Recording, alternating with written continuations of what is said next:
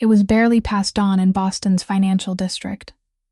The pavement still slick with a cold gray mist, when a woman most people had trained themselves not to see, pointed one steady finger straight into the face of the most dangerous man in the city. Her name was Maeve Donnelly. 28 years old, though the streets had a way of adding years no birthday ever asked for.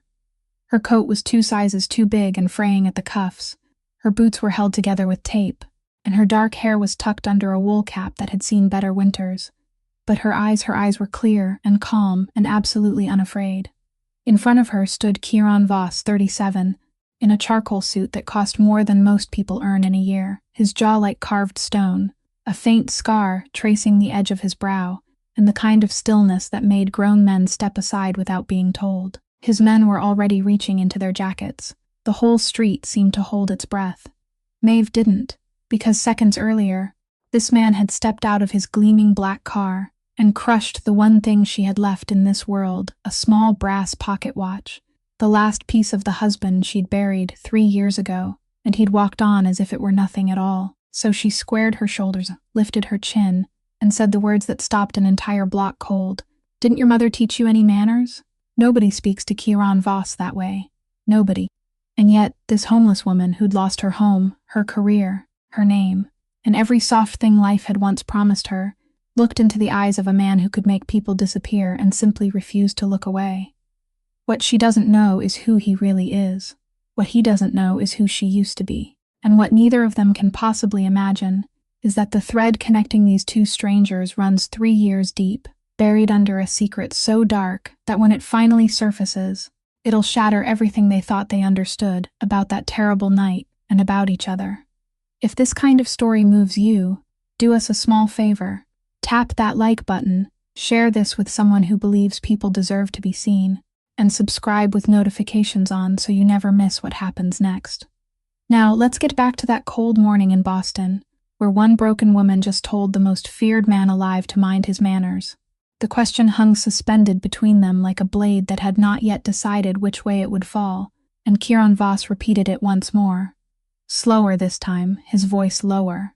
The voice the entire city had learned to fall silent at the moment it heard it. "Do you know who I am?" But Maeve only looked at him with eyes that never blinked, then gave the faintest shake of her head and said she didn't know, and she didn't believe it mattered, because whoever he was, he had still just crushed something that didn't belong to him, and walked on as though the ground itself had been made for him to trample beneath his feet. Then she asked him a question no one on that street would ever have dared even to imagine, whether the importance of who he was made what he had done any less wrong, because from everything she had seen, the more people feared a man, the easier it became for that man to forget the most basic way a decent human being was supposed to behave. When she finished speaking, she didn't wait for his response.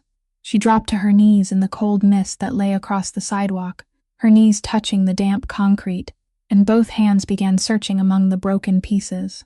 That was when everything inside her quietly collapsed, because what lay scattered beneath his feet wasn't trash, and it wasn't something that could simply be bought again.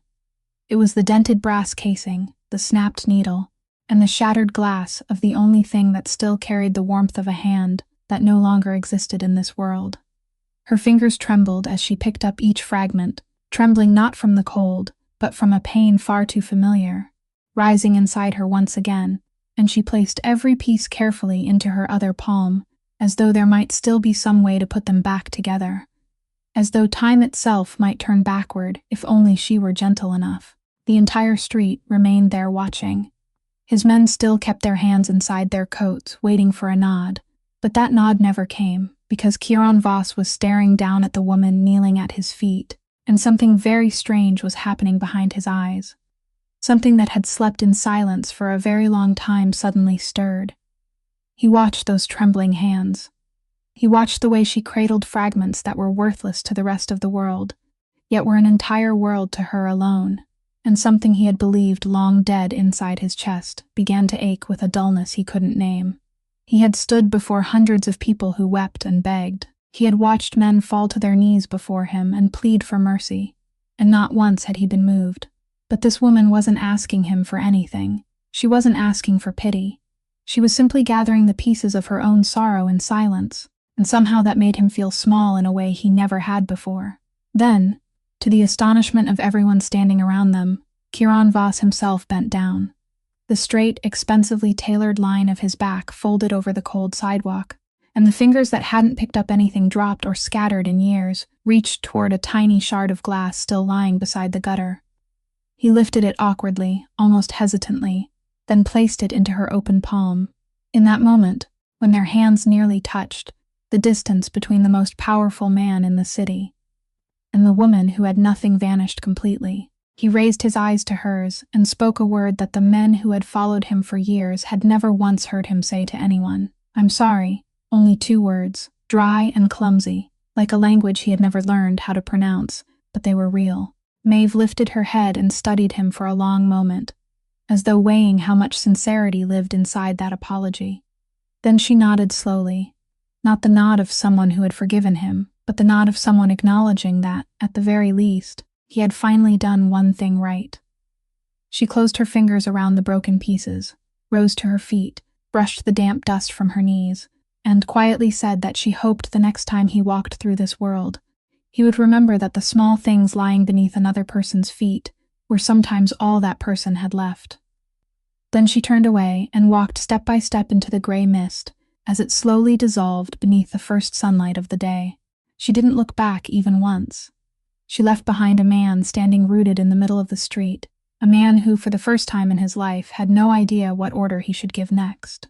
He remained there, watching her slender figure disappear into the crowd, while his palms still held the cold memory of the broken glass, and inside his chest, the thing that had stirred moments before was now fully awake and refused to go back to sleep. The black car rolled away from the financial district through a silence so dense it seemed to have weight. Kieran sat in the back seat, his gaze fixed on the window as the city drifted past in blurred streaks of gray. Yet in truth he saw nothing, except the image of a pair of trembling hands gathering broken pieces from a cold sidewalk. And that unsettled the man sitting across from him in a way he couldn't quite name, because Thaddeus Reyes had walked beside Kieran Voss for 11 years, long enough to read every shade of his employer's silence, like a map known to no one else.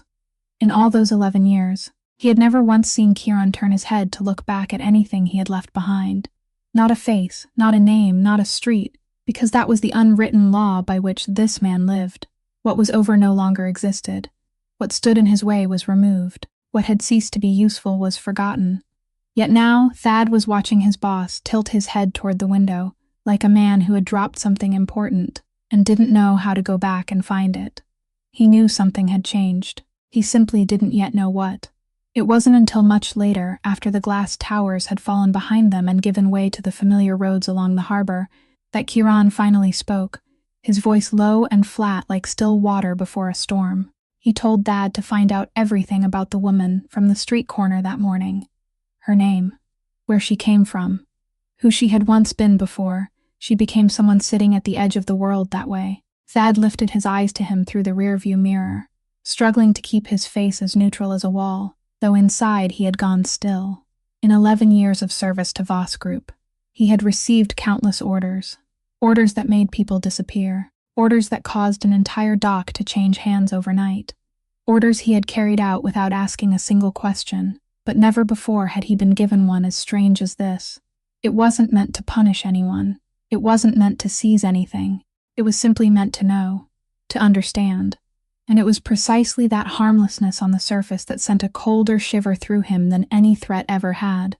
Because Thad understood better than anyone that when a man like Kieran Voss began wanting to know about another human being, that person, whether willing or not, had already been drawn into a world very few entered, and emerged from unchanged.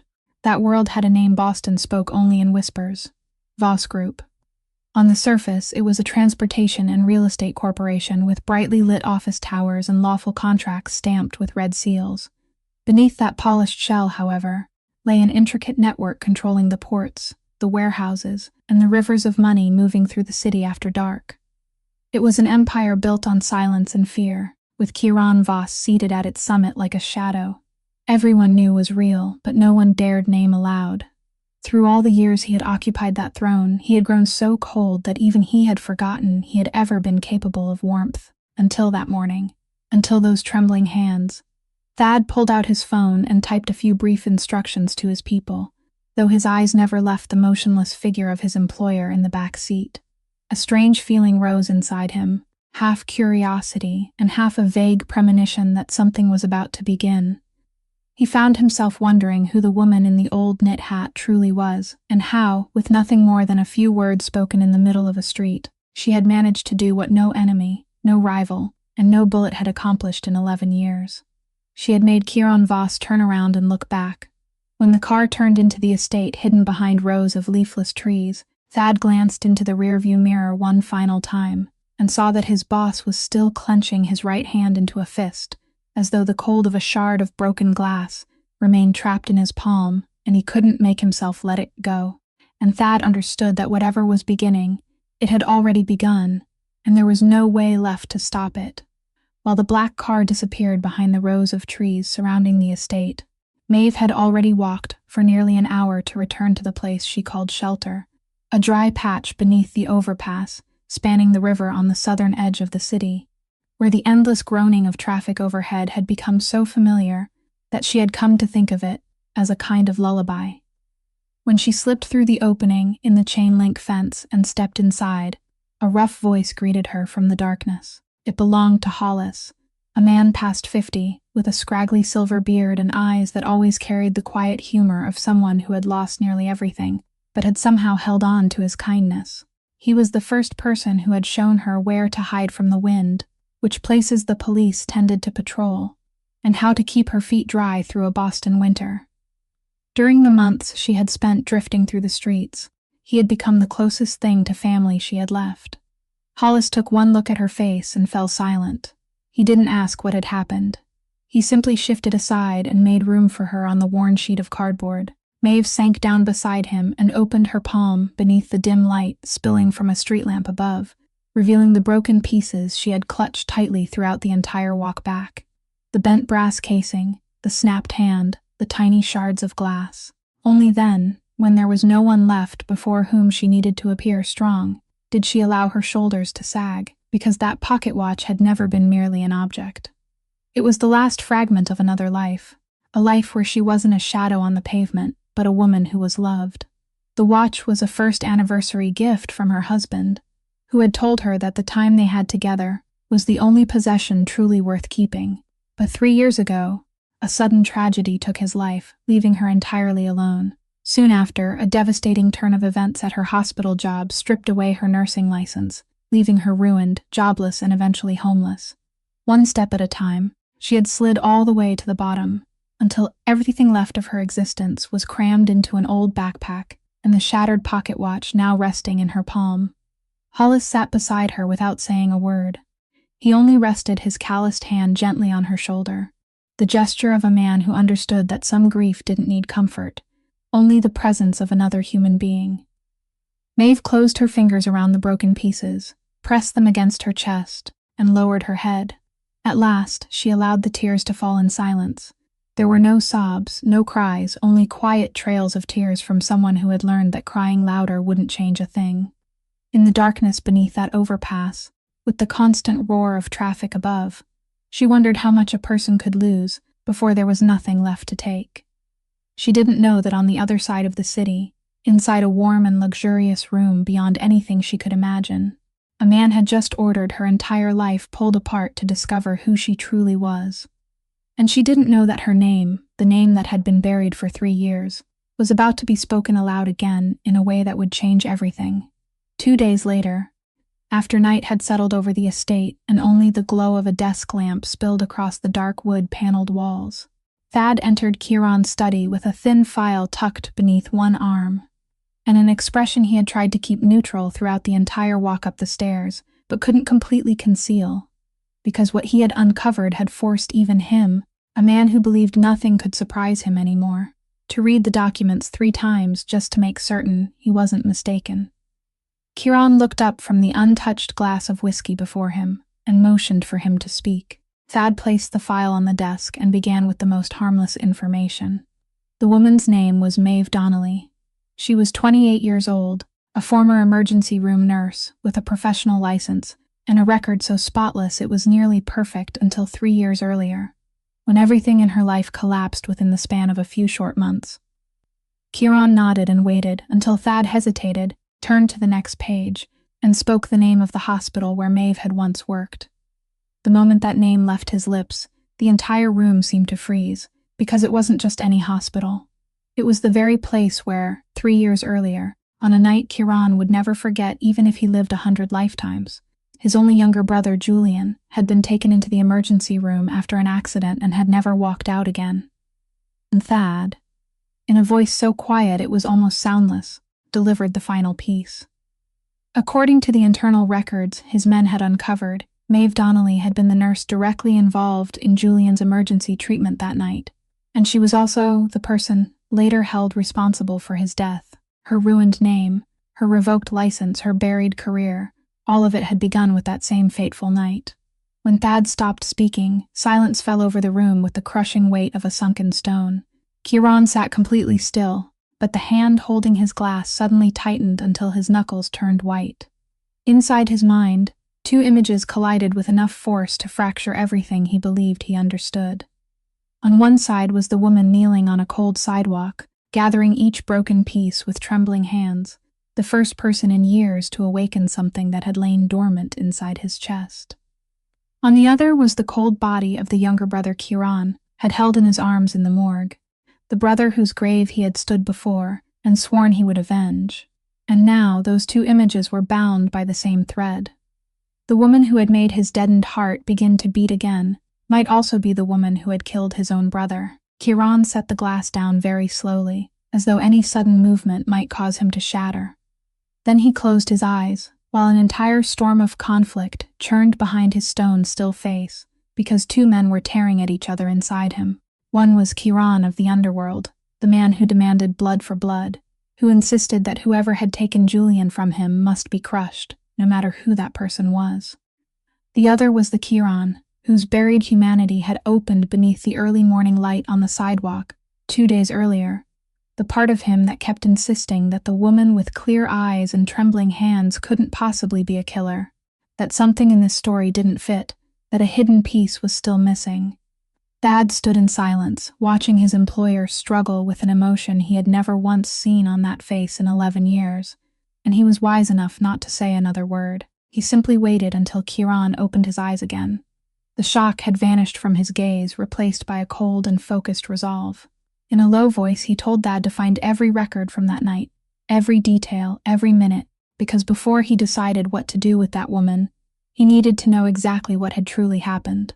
Thad nodded, withdrew, and closed the door behind him. Kieran remained alone in the darkness for a long time, clenching the right hand that had held a shard of broken glass 2 days earlier, and for the first time in 3 years, the familiar rage inside him was tainted by something he didn't dare name: doubt. While Thad continued digging through the events of that night 3 years earlier, Kieran did something whose motive even he couldn't explain. He ordered his men to deliver a thick envelope of cash to Maeve, along with the address of an apartment whose rent had already been paid for 6 months. There was no note and no condition attached, as though his power and money could quietly erase the image of her kneeling on the cold sidewalk, an image he couldn't drive from his mind. His men found her beneath the overpass, placed the envelope and the slip of paper bearing the address into her hands, then left without offering any explanation. The following day, something that had never happened in Kieran Voss's entire life took place. The envelope was returned untouched, not a single bill missing, and the paper with the address was still folded along its original crease. When Thad reported this with disbelief written across his face, Kieran sat in silence for a moment, then did a second thing he couldn't explain. He had Thad drive him to the edge of the district, leaving the car and his guards behind. Slipping into a plain dark coat that allowed him to blend into the night, he walked the final blocks to the overpass alone. He found her sitting beside a metal barrel, where a small fire was burning, holding her hands toward the flames for warmth. When she looked up and recognized him, she didn't seem surprised.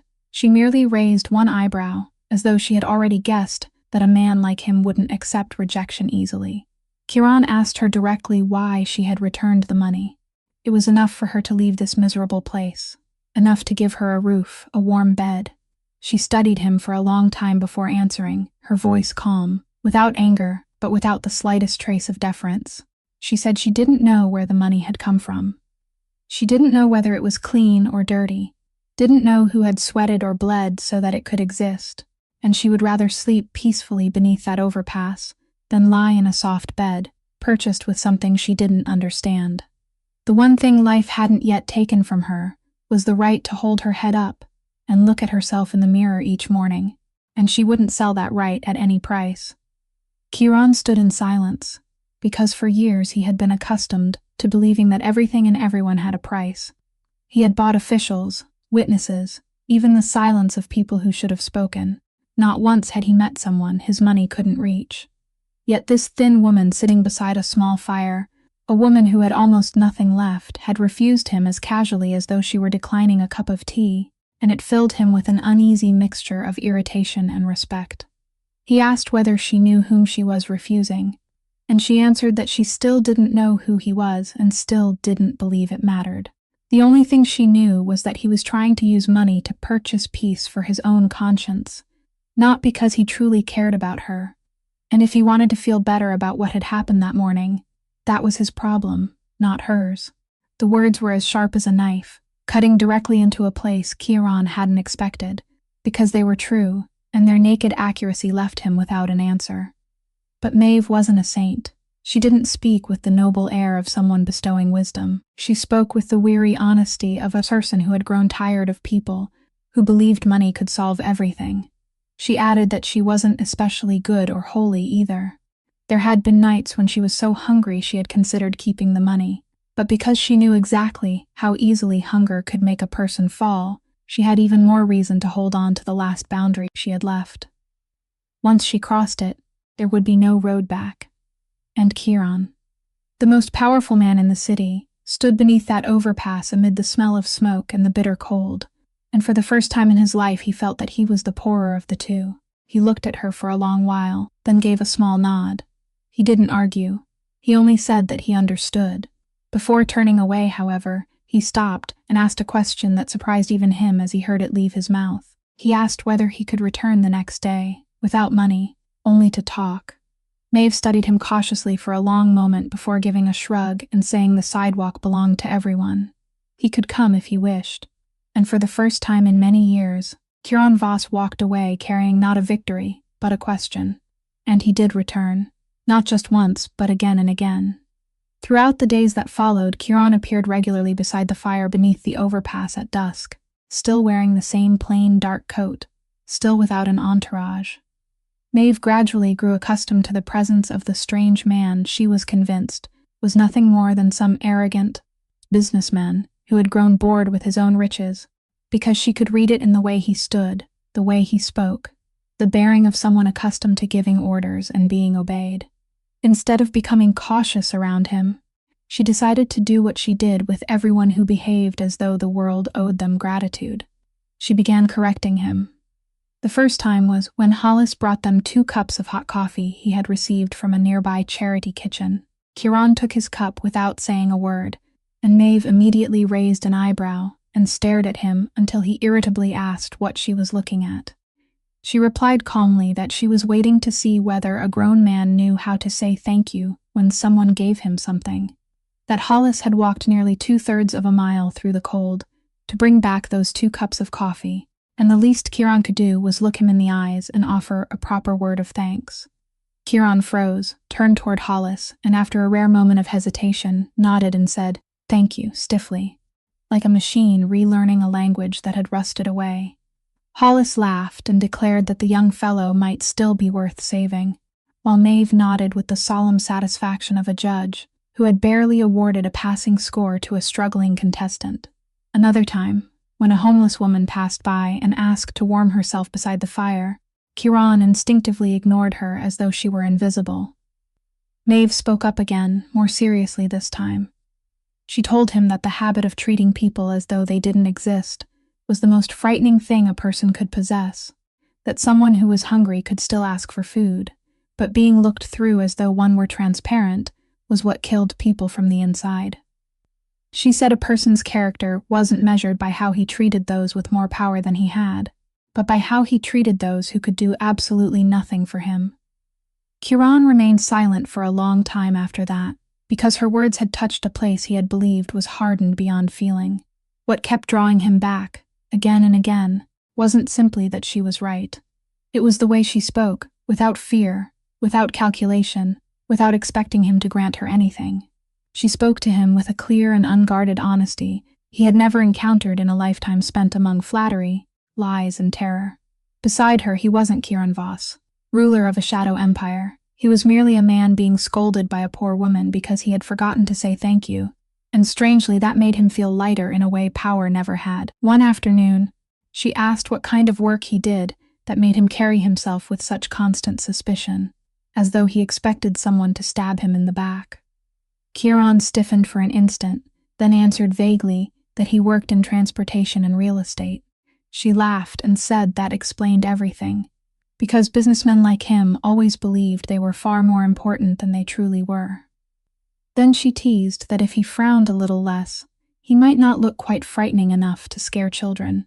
Kieran, the man whose presence made an entire city hold its breath, felt the corner of his mouth lift almost without permission, something very close to a smile, something Thad would never have believed if he had witnessed it himself. Their conversations continued that way. Some days they spoke about small things, like the meal she missed most from the years when she still had a kitchen of her own.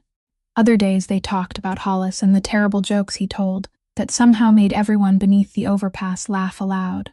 And through every scattered fragment of conversation, Kieran felt himself being drawn toward this woman, slowly and irresistibly, not because she was beautiful or fragile, or in need of protection, but because she possessed something his entire empire couldn't purchase.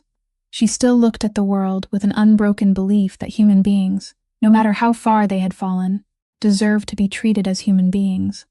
And he, who had spent his whole life proving the opposite, began to wonder whether he had been wrong all along.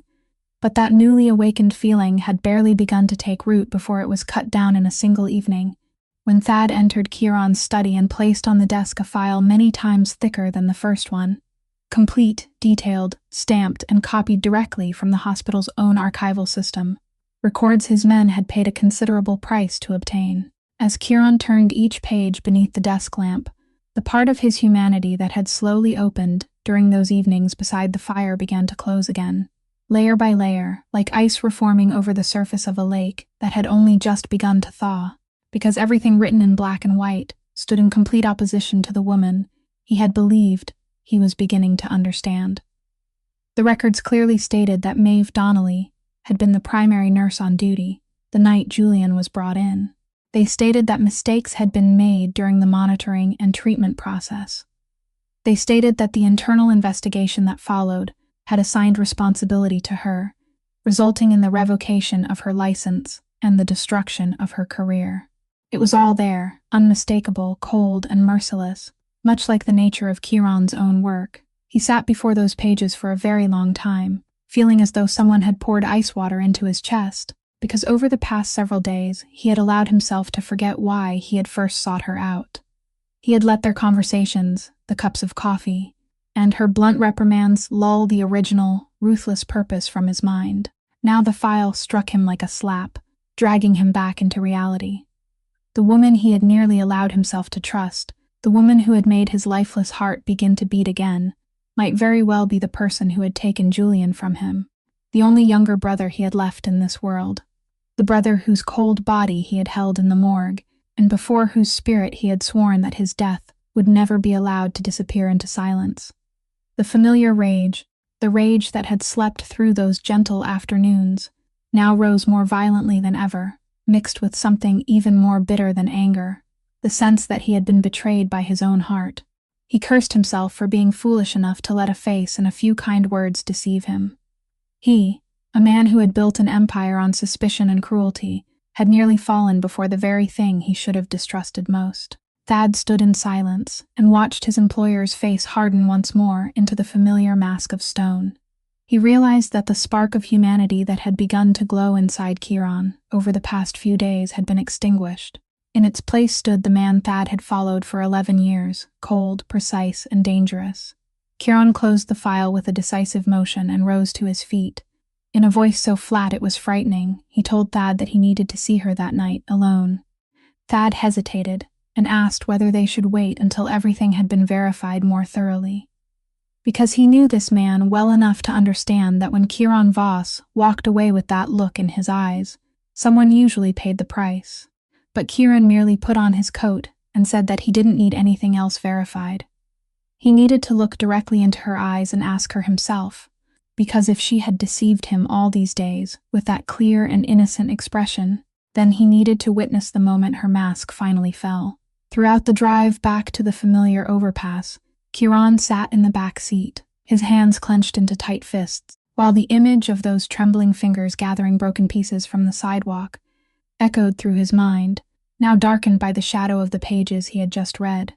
He no longer knew what was real and what was false. He knew only that the small measure of peace he had just begun to find had vanished, and in its place a cold storm was gathering, ready to break over the woman beside whom, only a few hours earlier, he had hoped to spend one more quiet afternoon. Kieran found Maeve sitting alone beside the dying fire, and the moment she looked up and smiled in greeting, as she had on every other evening, he threw the file onto the ground before her.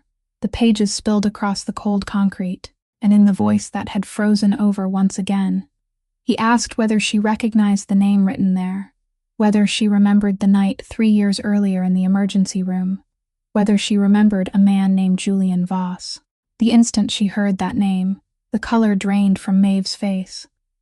Not with the shock of someone whose secret had been exposed, but with the horror of someone being dragged back into a memory she had spent 3 years trying to bury. She lowered her eyes to the scattered records, her trembling hands turning the pages, and when she understood who the man standing before her truly was, and what place he held in this story, tears filled her eyes. But she didn't step back. She rose and faced him, then said in a voice tight with emotion but steady in its certainty that she remembered. She remembered every minute of that night more clearly than any other night of her life. She told him that the young man had been brought in with severe injuries after an accident, his blood pressure falling dangerously low, and that she and the emergency team had followed every procedure correctly. They had started an intravenous line, secured his airway, monitored every reading, and called the attending physician at the proper time. She had remained beside him throughout it all, never leaving him for even half a step. Near dawn, his condition had begun to stabilize, and she had truly believed he would survive. Then everything had deteriorated suddenly and unnaturally in a way she still couldn't explain from a medical standpoint, because what was happening inside his body didn't match the injuries he had suffered. She told Kieran that she had reported the abnormal signs that very night and documented her suspicions. But when the internal investigation began, her notes disappeared, the medical records were altered, and the words she had written were replaced by something else. Suddenly, every measure of blame fell upon her. She became the perfect scapegoat, a nurse who had recently lost her husband, a woman already breaking apart, without money or influence, someone easy to destroy and discard. As she spoke, tears ran down her face, not the pleading tears of someone begging for pity, but the tears of an injustice sealed inside her for 3 years and finally finding a crack through which to escape. Then she told him something that left Kieran completely still. She said there was one detail she had never shared with anyone, because no one would have believed a woman whose credibility had already been stripped away. That night, she had briefly seen a strange man near Julian's room, someone who wasn't wearing medical clothing, wasn't a relative, and wasn't a hospital employee, a man she had never seen before and would never see again. She remembered thinking his presence was odd, but she had been too busy fighting to keep her patient alive, to give it further thought. Then her voice began to tremble as she added that in Julian's final moments, when she bent close to him, he had tried to whisper something. His lips had moved almost soundlessly, and through all the chaos of the emergency room, she had heard only one name escape with the last of his fading breath, a name she had never understood during the 3 years since, and had never dared repeat because she was afraid. She lifted her eyes and looked directly into Kieran's, then said that if he truly was Julian's brother, she needed him to believe one thing. She hadn't killed his brother. She had fought to save him until she had nothing left to give, and she had paid for a crime she didn't commit with her entire life. Kieran stood rooted in the darkness, the cold rage he had carried there suddenly shaken to its foundations, because nothing in her account, not her eyes, not her voice, not the medical details far too specific to invent, sounded like the words of a liar. And the stranger she had seen in the hospital that night began to plant a terrible suspicion inside him. The possibility that for 3 years he had been seeking vengeance against the wrong person, and that the truth behind Julian's death was darker than anything he had ever imagined. Kieran didn't sleep that entire night. Maeve's account echoed through his mind again and again. The medical details too precise to dismiss, the missing notes, the strange man inside the hospital, and above all, the name Julian had tried to whisper with his final breath. Together, those fragments formed a picture that grew more disturbing the longer Kieran studied it, because the official version of his brother's death suddenly seemed wrong, in a way that was impossible to ignore.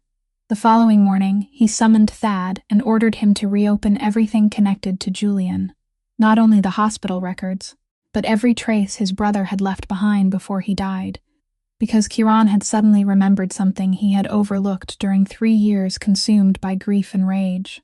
Julian hadn't been an idle young man without purpose. He had been the person Kieran trusted to review the accounts and transportation routes of Voss Group. He possessed a meticulous mind and the habit of recording everything, and if he had discovered something unusual before his death, there was a strong chance he had left evidence somewhere. It took Thad several days to trace an old storage account Julian had created under a name no one had ever noticed, and when they finally opened it, what they found inside left both men silent. There were rows of spreadsheets, photographs of financial documents, and hurried notes, all showing that during the final months of his life, Julian had been secretly investigating an irregular stream of money flowing out through the company's transportation network. Shipments had been falsely reported, discrepancies had been siphoned away with care and consistency, and the missing sum was far too large to be an accounting mistake. It could only be organized embezzlement. More frightening still, the clues didn't point toward some outsider. They led directly into the company itself, toward people seated near the highest levels of Voss Group, people Kieran had trusted for years. Julian had marked several transactions in red and written initials beside them that Kieran didn't understand at first, until he realized they were the codes Julian used for those with the authority to approve the contracts. 2 names appeared more clearly than any others.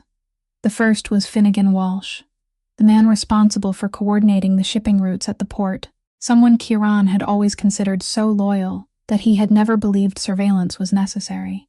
The second was Corinne Ashford, the company's sharp and ambitious attorney, the woman who controlled nearly all its legal documents and whom Kieran had long trusted with its most sensitive affairs. The further he read, the colder his blood became, because if Julian had uncovered this operation, then he had become a direct threat to the people behind it. His death, which Kieran had spent 3 years believing, was caused by the negligence of a nurse, now appeared beneath an entirely different light, darker, colder, and far more deliberate. Thad carefully reminded him that these were still only scattered pieces, that nothing yet proved Walsh or Ashford had directly arranged Julian's death, and that there could still be others hidden in the shadows whom they hadn't discovered. He warned Kieran that if these clues were real, then their enemy wasn't somewhere outside. Their enemy was already inside their own house, sitting beside them at the same conference table every week, and that made every next step infinitely more dangerous. Kieran nodded, his face now carrying a cold concentration entirely different from the blind rage that had ruled him for 3 years. He understood that the woman beneath the overpass, the woman upon whom he had nearly unleashed his fury, wasn't only innocent. She might also be the sole surviving witness to that fateful night. His thoughts returned to the name Julian had whispered into her ear before dying, the final piece that, if fitted into this picture, might reveal the mastermind behind it all. He instructed Thad to keep everything absolutely secret. No one within the organization could learn that they were reopening the case, because from that moment forward, a single careless word could become a death sentence, and inside him a new resolve began to take shape, not only to uncover the truth for Julian, but also to restore justice to the woman who had carried another person's guilt for 3 years. Kieran decided to seek out the only person who could confirm Maeve's medical suspicions. a retired forensic pathologist he trusted, and when he showed the old doctor the original medical records Thad had managed to obtain, along with the notes Julian had left behind, the man studied them for a long time with a deep frown before revealing something that caused every scattered piece to lock together into a horrifying picture. He pointed out that Julian's sudden deterioration during his final hours, the very thing Maeve had sensed was abnormal, didn't match the progression of an accident victim who had begun to recover. Instead, it corresponded with disturbing precision to the symptoms caused by a toxin introduced into the body through an intravenous line. A substance that was difficult to detect, broke down rapidly, and left no trace unless the correct tests were performed at exactly the right time. In other words, Julian hadn't died from the accident, nor had he died because of any medical error. He had been poisoned in his hospital bed, in the middle of a crowded emergency room, and the accident that brought him there might not have been an accident at all, but merely the first stage of a coldly calculated plan to silence him forever. When this was combined with what Julian had preserved in the storage account, the entire conspiracy emerged with chilling clarity. During the final months of his life, Julian had discovered that Finnegan Walsh, the man who coordinated the shipping routes at the port, had joined forces with Corinne Ashford, the company's attorney, to systematically drain money from Voss Group. They falsified shipping records, created fraudulent transportation contracts, and diverted company cargo to a rival organization in exchange for enormous payments deposited into their private accounts. Finn controlled the operational side, allowing him to manipulate the port records, while Corinne controlled the legal side, enabling her to legitimize every document and erase every trace. Together, they formed an almost perfect partnership.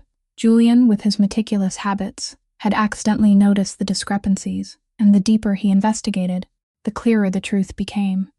He had gathered evidence and had probably intended to present it to Kieran, but he never had the chance because they struck first. They realized Julian was a mortal threat. Once he spoke, they wouldn't merely lose their stream of money. Their lives would also be in danger, so they decided he had to be eliminated before he could reveal anything, and they carried it out with such precision that they transformed a murder into a death that appeared to have resulted from medical complications.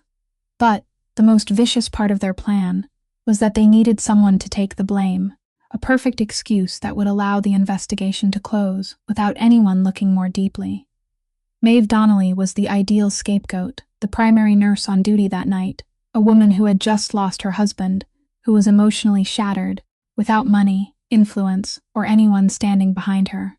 All they had to do was alter a few lines in the records, make several notes disappear, and steer the internal investigation toward her. Everything could then be wrapped up neatly. Julian's death would be blamed on one individual's negligence, the file would be closed, and no one would trace the filthy money behind it.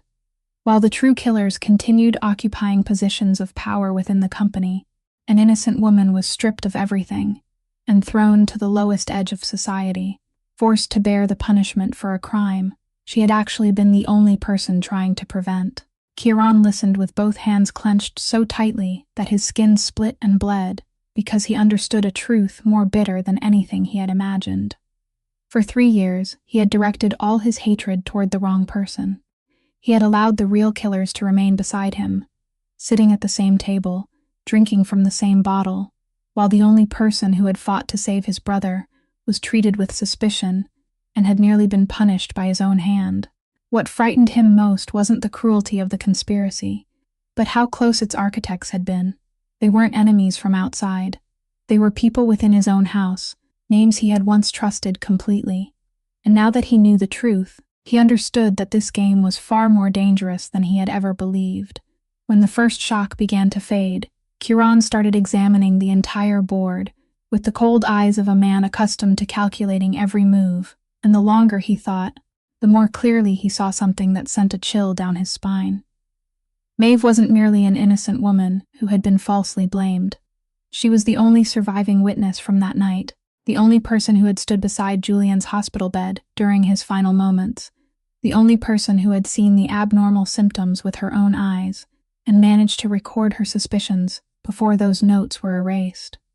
More important than anything else, she was the only person alive who had heard the name Julian tried to whisper with his final breath.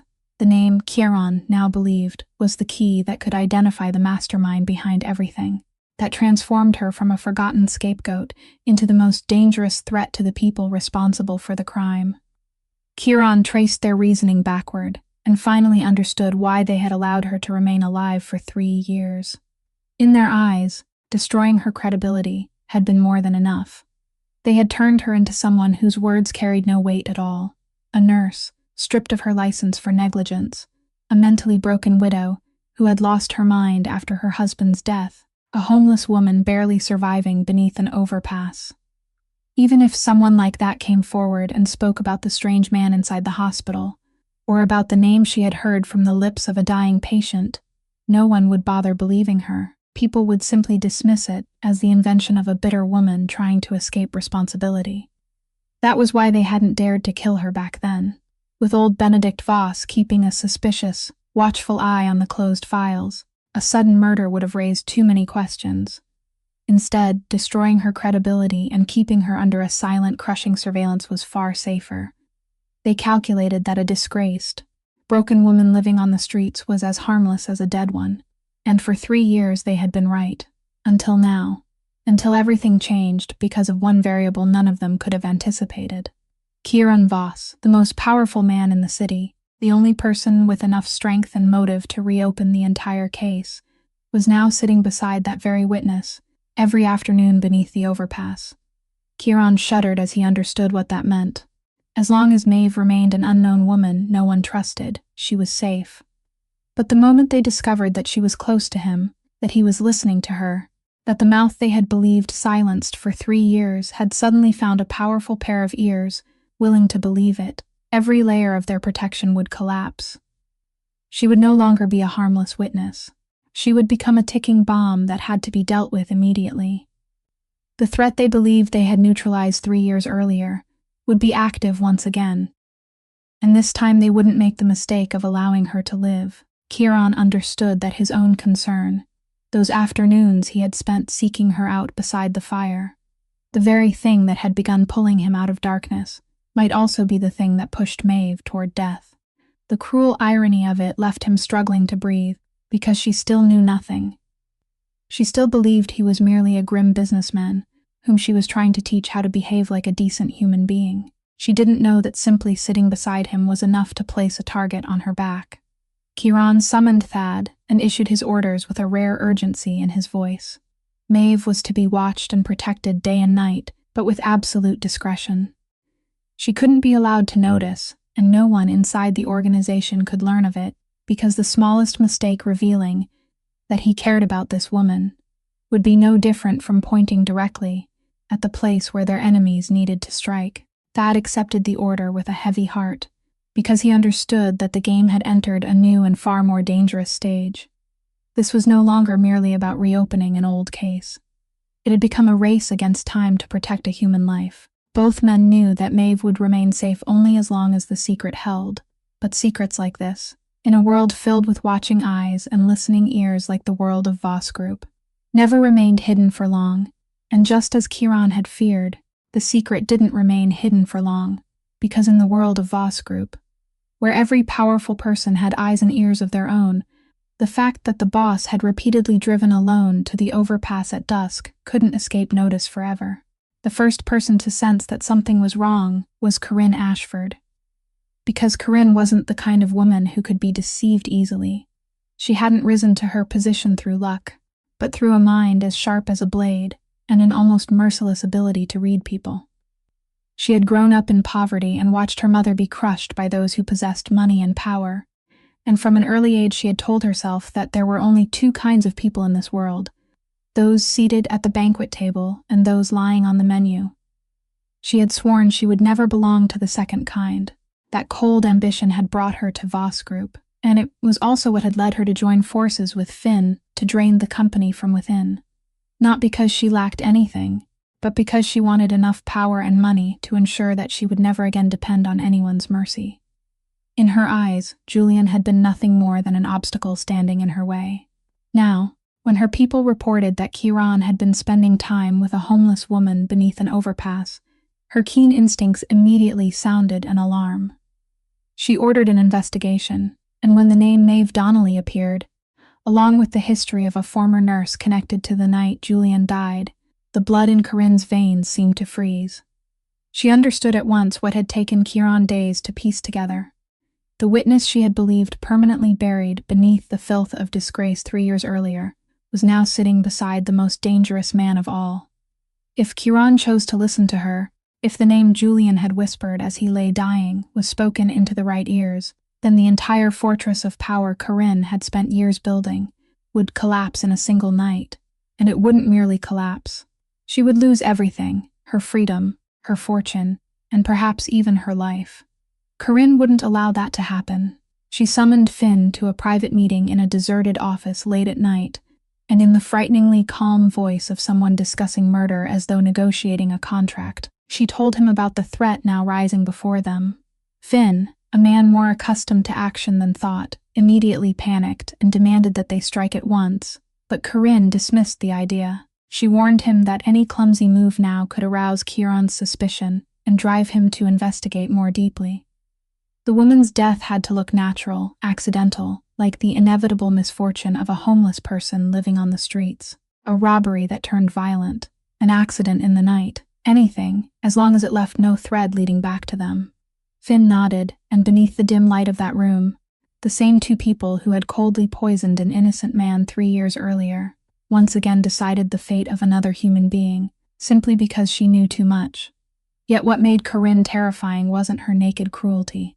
It was the way she continued to maintain a flawless appearance, smiling politely in meetings, playing the role of the devoted and loyal attorney beside Kieran, concealing the monster within behind a mask so carefully polished that no one could ever suspect the truth. During the days that followed, an invisible net began tightening around Maeve without her knowing. Strange faces appeared near the overpass. Unfamiliar cars remained parked at the end of the street longer than usual. A silent threat was closing in little by little, while, on the other side of the city, Kieran was still racing to gather enough evidence, unaware that his enemies had already moved one step ahead of him and that the blade was being sharpened. That night, the air turned colder than usual, and beneath the overpass, Hollis sat beside the small fire and told Maeve a story he had never once mentioned during all the months they had known each other. He said that many years earlier, he had possessed a home, a job, and a little daughter whom he loved more than life itself, but illness had taken her before she ever had the chance to grow up, and the grief had drowned him, slowly pushing him out of his old life, until he became the ragged man sitting there now. He told Maeve that from the day he met her, watching the way she remained strong, while still holding on to her kindness, in the midst of such hardship, he had seen in her the shadow of the daughter he should have been allowed to watch grow into a woman, and in his heart, he had come to think of Maeve as his own child. He said that if life still allowed him to do one final decent thing, he hoped it would be to see her find her place in the world again. Maeve listened with burning eyes, took his calloused hand in hers, and told him that he was the only family she had left as well. In that rare moment of warmth amid the cold, neither of them knew that the darkness around them was moving, that unfamiliar shadows had quietly drawn closer from the other side of the chain-link fence. Hollis was the first to sense that something was wrong.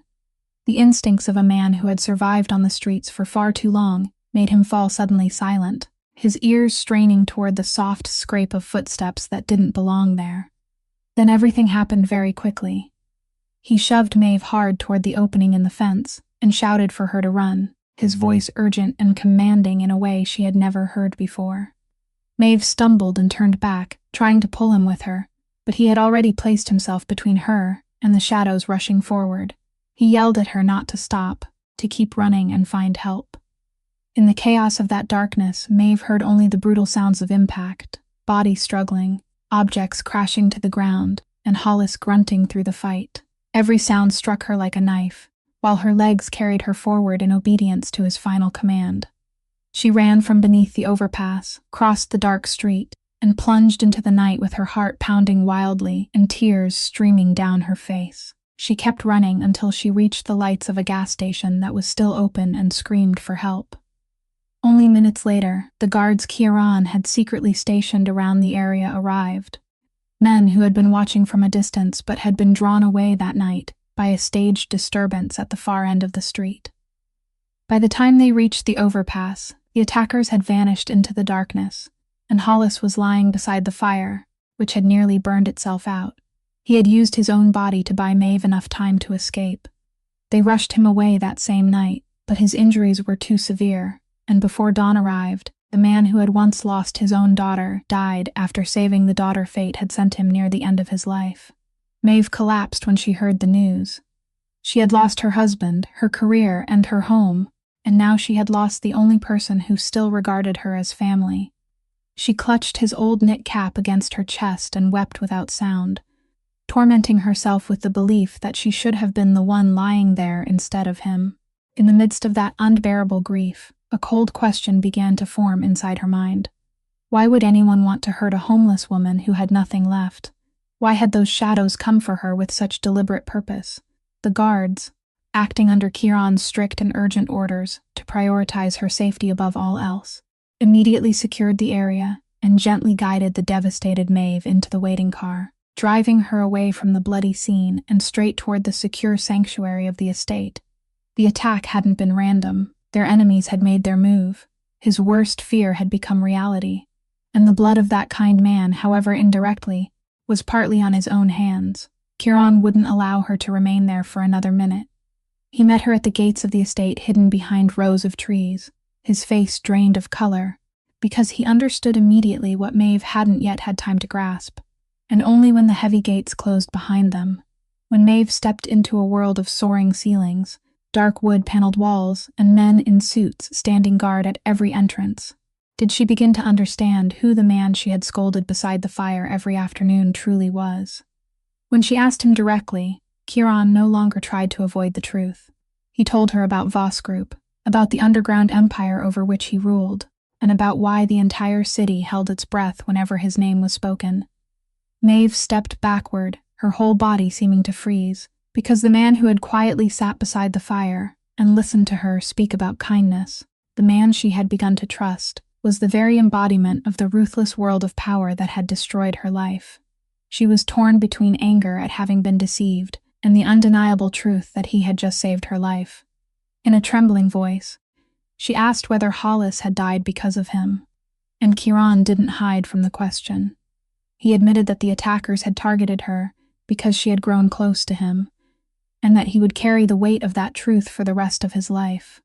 But he also told her everything he had uncovered, that his brother Julian was the young man she had tried to save, that Julian hadn't died because of negligence but had been murdered to silence him, and that she had done nothing wrong. She was an innocent woman who had carried false blame for 3 years. Maeve stood motionless as she listened. 3 years of injustice, 3 years of having the entire world turn its back on her. And now, for the first time, someone was telling her that she was innocent. The cruel irony was that the person saying it belonged to the very world she hated most. In the heavy silence that followed, something between them began to soften, and Kieran, a man who had never spoken to anyone about himself, began to tell her his story. He spoke of his childhood beneath the hand of his father, Benedict Voss, the man who had built the empire with blood and fear. He told her that from the time he was very young, he had been taught that kindness was a dangerous luxury, that emotion was an opening through which an enemy could slide a knife, and that survival required crushing every softness inside oneself before someone else could exploit it. His father had forged him into a cold weapon and punished every sign of feeling as though it were a failure. Kieran had grown up believing that was the only way to survive in their world, until a poor woman beneath an overpass, a woman who possessed nothing, dared to look him directly in the eyes and tell him that a person's character was measured by how he treated those who could do nothing for him. That sentence had followed him through many sleepless nights. Maeve listened as he spoke, and the anger inside her slowly gave way to a sorrowful understanding. She said quietly that she was sorry for the little boy, who had been taught that he wasn't allowed to be gentle. Then she looked directly at him and said something he would remember for the rest of his life. Kindness had never been the weakness his father claimed it was. Holding on to kindness in a world that was always trying to crush it was the hardest thing of all, and it demanded the greatest strength. A truly powerful man wasn't one who made others afraid. He was one who still dared to be kind even when he had every reason to become cruel. Kiran fell silent before those words, because they overturned everything he had been taught throughout his entire life. In his eyes as he looked at her was something both painful and yearning, the look of a man daring for the first time to believe that he could become someone different. They sat together in the vast, silent room, and what passed between them wasn't hurried romance, but the first fragile beginning of understanding between two wounded people, each carrying scars of their own, each realizing for the first time that perhaps they had never been as alone in their pain as they had believed. The days Maeve spent living in the estate passed like a dream she could never fully relax into, because each morning when she woke beneath soft blankets with sunlight filtering through the heavy curtains, a nameless sense of displacement rose inside her.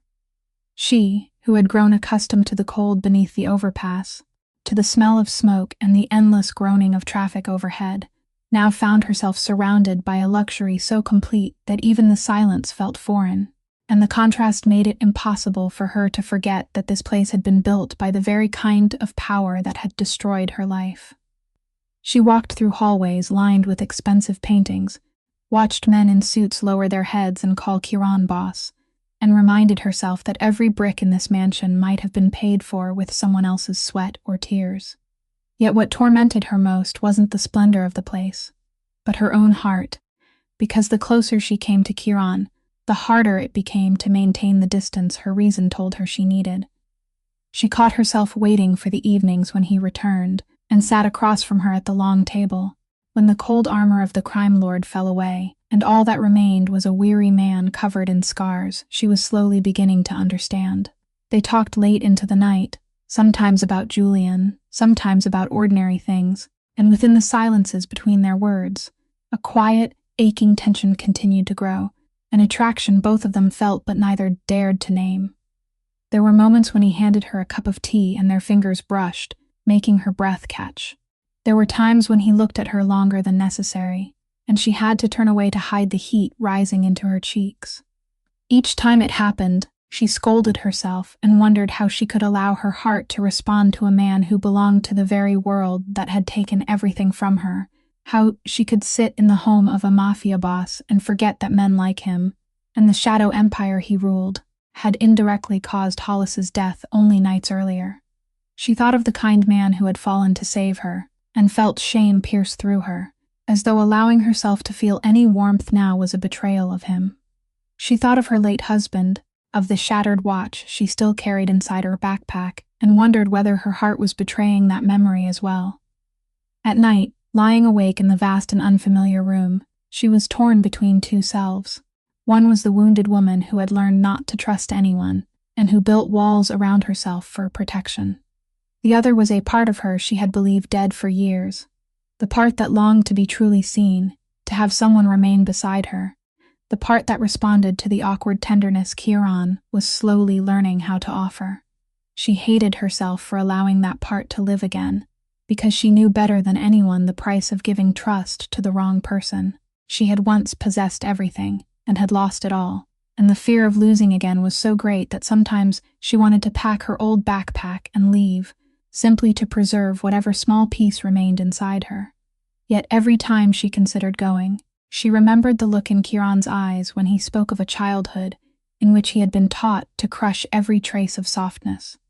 She remembered the way he had fallen silent when she told him kindness wasn't weakness, and she realized that this man, terrifying though he was to the rest of the world, was changing because of her, struggling to relearn how to be human. That made walking away even harder.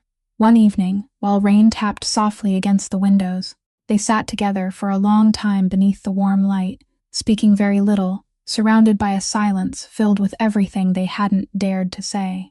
In that moment, Maeve felt the distance between them grow dangerously thin.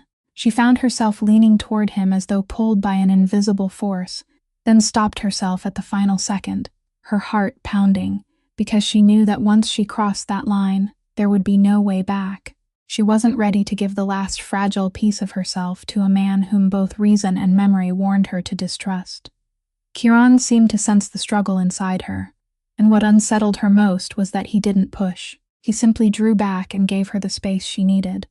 Such gentle patience from a man with so much power made her heart sway even more. When she returned to her room that night, she stood for a long time beside the window watching the rain, holding tightly to the backpack that contained the broken watch, and for the first time in years, she admitted to herself that she was afraid. Not of the people hunting her beyond the estate walls, but of the feeling growing inside her chest, a feeling that was both life returning and an abyss she might fall into, and if she did, she didn't know whether she would still have enough strength to climb out again. As Kieran followed the final clues and tried to assemble the whole truth, he realized there was still one link he couldn't explain. How had the internal investigation 3 years earlier been closed so quickly and cleanly? How had every damaging note disappeared without anyone among the family's most trusted men asking questions? The answer could come from only one person, the only man who had possessed enough power at the time to order a matter closed without anyone daring to object. His father, Benedict Foss, was now a dying old man confined to a bed in a sealed room of the estate. The body that had once spread fear throughout the city, reduced to a wasted figure struggling to breathe through machines. Kieran entered his father's room with a question burning inside his chest. He sat beside the bed and asked directly whether Benedict knew anything about the truth behind Julian's death.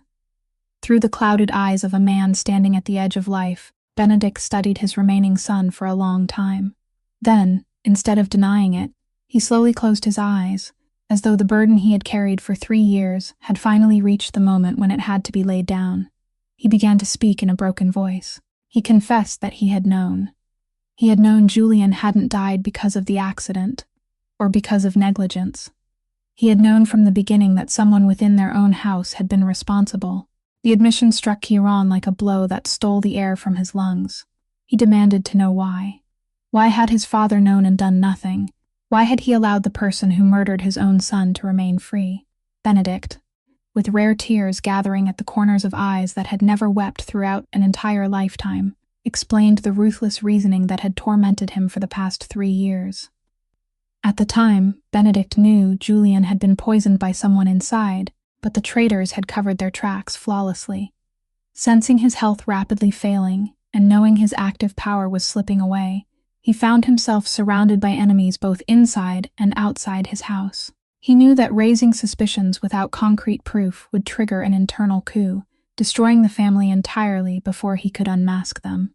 To protect his remaining son, Kieran, and keep the empire from collapsing, he had to swallow his grief, shut down the official investigation, and allow the blame to fall on a helpless scapegoat until the day the truth could safely be brought to light.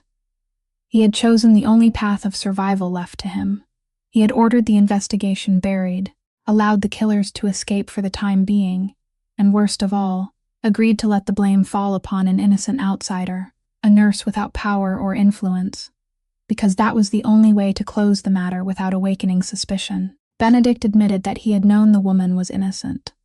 He had known he was condemning a stranger to hell in order to save his empire, and the decision had devoured him every night until this final hour of his life. He said he had told himself that he was sacrificing one person to save many, that it was the cold price a ruler had to pay, but deep within he knew he had only been creating excuses for the cowardice of a father who couldn't face the truth that the very world he had built had swallowed his son. Kieran sat frozen beside the bed, his entire body trembling beneath a storm of emotions, with nowhere to go.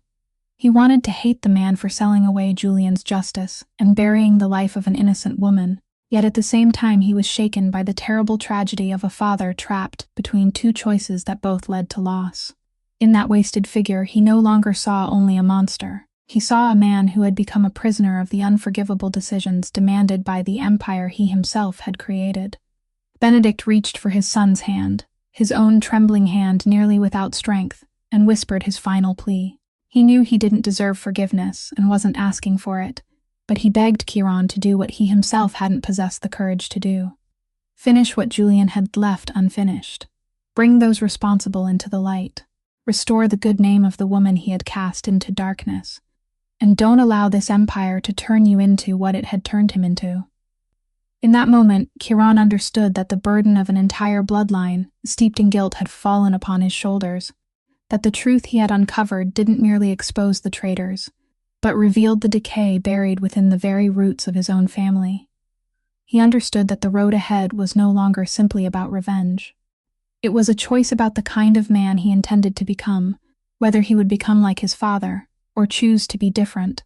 With the full truth finally exposed, and the evidence Julian had left behind secure in his hands, Kieran decided he wouldn't act as his father once had. He wouldn't answer darkness with more darkness. Instead, he chose a move so unexpected that his enemies wouldn't have time to defend themselves. He summoned a private meeting attended by every major figure within Voss Group, and inside the vast conference room with its long polished table, Corinne and Finn entered without the slightest idea that this would be the most decisive meeting of their lives. Corinne wore her usual flawless appearance, a sharply tailored suit, a courteous smile, and the composed manner of a devoted corporate attorney. Finn appeared more uneasy, his eyes constantly moving around the room, as though some instinct warned him that something was wrong. Kieran sat at the head of the table, calm in a way that was almost terrifying, and he began not with accusations, but by placing each piece of the truth before them one by one. The financial tables Julian had quietly collected, the falsified shipping records, the streams of money flowing out of the transportation routes and into private accounts. Every document that touched the table was like an invisible knife, and Finn's face grew paler with each new piece of evidence, until he could no longer control himself and leaped to his feet to deny everything. But his panic condemned him more clearly than any confession could have done. Kieran continued. He presented the forensic pathologist's conclusion that Julian had been poisoned, and when that word entered the room, the air seemed to freeze. Every pair of eyes turned toward the two people seated there. Finn finally broke. He began stammering, placing the blame elsewhere, declaring that Corinne had been the true mastermind, and that he had only followed her orders. In the chaos that followed, what stunned everyone most was that Corinne remained seated without the slightest sign of fear. She slowly placed one hand on the table and let out a quiet, cold laugh. Then, instead of denying the accusation, she did what no one expected. She admitted it. She said it was true. She had designed everything. With the calmness of someone who believed she had nothing left to lose, she revealed the darkest part of the scheme, a part even Kieran hadn't known. She explained that 3 years earlier, blaming an unknown nurse hadn't been a convenient or random choice. It had been a cold calculation. She had personally selected Maeve from among all the nurses working that night because she had investigated her carefully and learned that the woman had just lost her husband, was emotionally shattered, and stood completely alone without anyone powerful enough to defend her. Maeve had been the perfect victim, one who couldn't fight back. Even more horrifying, Corinne confessed that she had never truly released Maeve during the 3 years that followed. She had paid people to watch her from the shadows and destroy every attempt she made to rebuild her life. Whenever Maeve found a job, an anonymous phone call ensured she was rejected. Whenever she came close to an opportunity, that opportunity disappeared for reasons she could never understand. The poverty, the hunger, and the life beneath the overpass that Maeve had believed were simply the cruel turns of her own fate, hadn't been accidental at all. They had been the result of a deliberate campaign designed to keep the only surviving witness trapped at the lowest edge of society, forever without enough credibility or standing to make anyone believe her. Kieran listened with his hands clenched tightly, because he realized that the systematic cruelty of this woman was far worse than anything he had imagined. She hadn't merely killed Julian and placed the blame on Maeve. She had spent 3 full years deliberately crushing an innocent human being piece by piece, simply to protect her secret. What made the scene even more terrifying was that Corinne showed no remorse. She looked at Kieran and said that in their world, everyone did whatever was necessary to survive. His father had sacrificed his own son for the greater good, so how was she any different for sacrificing a few nameless people in order to rise? The words were sharp and poisonous, deliberately aimed at the wound Kieran had only just discovered about his father. But Kieran didn't take the bait. He didn't allow rage to drive him toward violence as the man he once was certainly would have done. Instead, he rose and told Corinne in a voice both calm and unyielding that the difference was that he had chosen to end that cycle, that she had made the mistake of believing the entire world was as rotten as she was, and that this time there would be no darkness left to protect her. He gave a signal, and the conference room doors opened. But the people who entered weren't armed men in suits, as Corinne had probably expected. They were something that caused the confidence on her face to crack for the first time. Because Kieran had prepared a move for this moment that neither she nor Finn could ever have anticipated. A move that didn't rely on blood, but on the very justice the underworld had always tried to escape. The people who entered the conference room weren't Kieran's men, but federal agents, because over the previous several days, Kieran had quietly done something no crime boss before him had ever dared consider. He had secretly contacted a federal prosecutor and handed over every piece of evidence Julian had left behind, along with the forensic conclusion regarding the poisoning. He understood that, if he dealt with Corinne and Finn himself according to the laws of the underworld, he would only be continuing the same cycle of blood, repaid with blood that had swallowed his brother and turned his father into a prisoner of guilt. So he chose another path, the path Maeve had unknowingly shown him, the path of truth and real justice instead of punishment carried out in darkness. The moment the handcuffs closed around Corinne's wrists, the cold confidence on her face collapsed completely for the first time. She stared at Kieran in disbelief, unable to comprehend that a man from the underworld had delivered her into the hands of the law. Finn had already broken entirely, confessing everything in the hope of receiving a lighter sentence. Both were led away before the eyes of the people who had once feared and respected them, and along with them, an entire network of embezzlement and crimes buried for 3 years was finally dragged into the light. But to Kieran, capturing those responsible was only half of justice. The other half, the part he valued more than anything, was restoring the good name of the woman who had carried that injustice for 3 years. To accomplish that, he needed one crucial link, Dr. Prescott. The physician who had worked alongside Maeve on that fateful night, the only person in the medical profession who still remembered and believed in her dedication. For 3 years he had been tormented by the fact that he had done nothing, while watching his colleague be falsely blamed, yet he had been too afraid of the power behind the conspiracy to speak. Now that the truth had been exposed and the masterminds had been arrested, he no longer had any reason to remain silent. He came forward to testify, confirming that Maeve's original notes had been altered, that she had handled Julian's treatment according to proper procedure, and that she had even been the first person to warn of the abnormal symptoms that had now been proven to result from poisoning. His testimony, together with the original medical records and the forensic findings, formed undeniable proof of Maeve's innocence, and the legal process to restore her reputation and nursing license began. Yet the most beautiful part of everything that happened wasn't that Kieran used his power to save her. It was that, in the end, the truth itself saved her. The dedication and honesty she had held on to even during that fateful night, the very things that had seemed buried forever, returned to clear her name. Maeve's dignity wasn't restored as a gift handed down by a powerful man. She reclaimed it through everything she had done right from the beginning, and that was what allowed her to hold her head high. On the day she was officially exonerated, when her name was cleared of every accusation and her nursing license was restored, she stood in silence for a very long time. 3 years of having the entire world turn against her, 3 years of living at the bottom beneath the weight of a crime she hadn't committed, had finally come to an end. She began to cry, but this time the tears weren't born of humiliation or loss. They were the tears of a woman who had finally been given herself back. She thought of Hollis, of the man who had died for her, without living long enough to see this day, and she silently promised him that she wouldn't waste the life he had sacrificed to save. As for Kieran, surrendering Corinne and Finn to the law also meant accepting that part of the darkness within Voss Group would be exposed, and he knew the road ahead wouldn't be easy. But standing before his father's final request, and the example of the woman who had taught him that kindness was strength rather than weakness, he decided that he would dismantle the shadow empire his father had left behind, piece by piece, move whatever could be moved into the light, and cut away everything rotten. He couldn't erase his past, but he could choose to spend the rest of his life becoming someone different from the man his father had shaped him to be. Someone Julian, had he still been alive, might have been proud to call his brother. And for the first time in many years, when Kieran looked ahead, he didn't see darkness.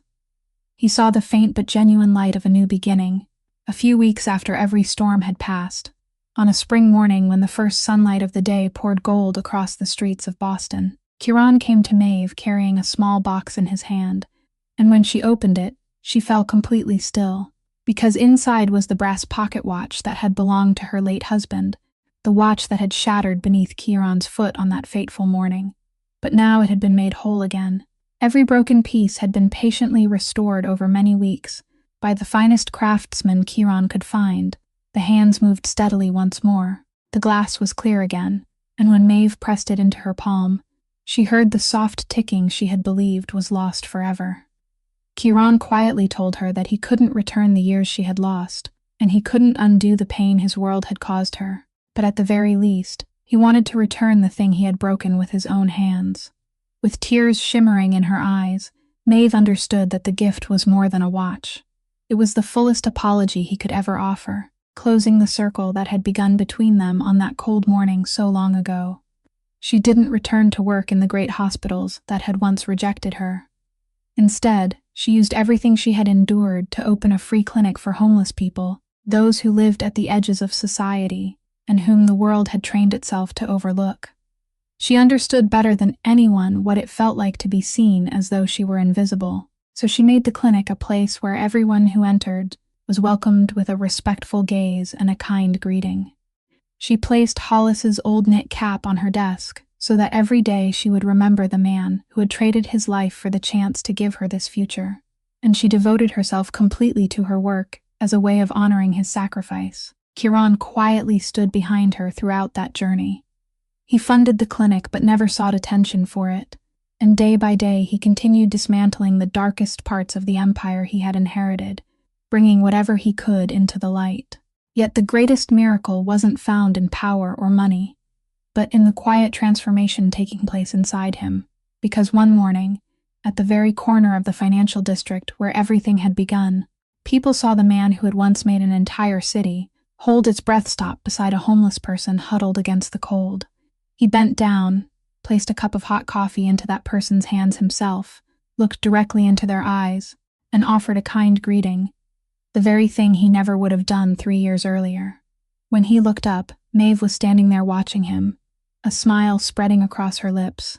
She stepped closer and quietly said that someone had finally managed to teach him some manners.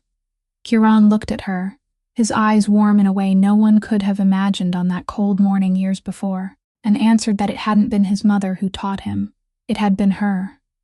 In that moment, amid the passing crowds of a city that was always in a hurry, two people who had once stood at opposite ends of life finally found each other and discovered a new beginning. One had possessed everything but lost himself, while the other had lost everything but never surrendered her dignity. They found their way not through power or wealth, but through something simple that the world sometimes forgets: kindness and respect for another human being.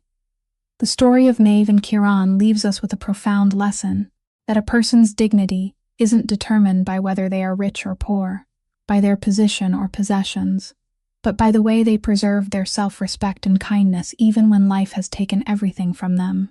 Kindness has never been weakness. It is the greatest strength of all, a power capable of healing even the hearts that seem most hardened, and the way we treat those who can offer us nothing in return is the truest measure of our character. In a busy world where people so easily pass one another without ever stopping, may this story remind us to truly see each other, to offer one another a glance, a greeting, and respect, because sometimes that small act can save an entire life. If this story touched your heart, if Maeve made you believe that dignity can't be taken away by circumstances, and that kind people deserve happiness, please subscribe to our channel, press the like button, and share this video so you can hear more meaningful and compelling stories every day. We would also love to know how this story made you feel. Have you ever encountered people in real life who had been forgotten at the edges of society? Or have you ever received kindness from a stranger at the moment you needed it most? Please leave a comment and share what you feel from the depths of your heart, because we always value every story and every emotion you share with us. Thank you for taking the time to listen until the very last moment. We wish everyone watching this video lasting good health, a joyful life, peace, and serenity each day. Goodbye, and we'll see you again in the stories to come.